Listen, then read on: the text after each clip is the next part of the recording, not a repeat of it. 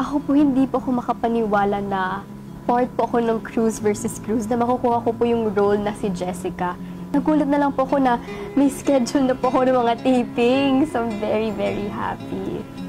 Ako po yung reaction ko po, nagulat po ako kasi sabi ko, hala, magagawa ko ba ito ng maayos?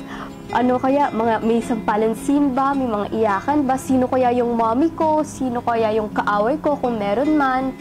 And kung paano po ako nag-prepare, binasa ko po agad yung script talaga. Kasi yung first script po, wala po ako doon, pero binasa ko talaga siya para yung background ng family ko and yung kabilang family malalaman ko po.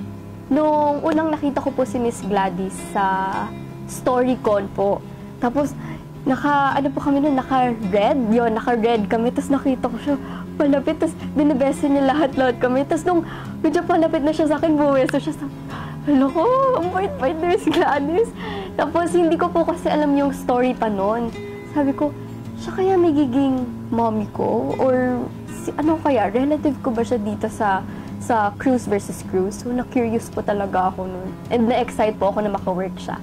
First day po sa bahay namin, parang second day ko pa lang po yun ng shoot, tapos ang dami ko na pong mga linya and mga eksena. Tapos nakita ako dun sa script, nung binasa ko yung script, may sampalan.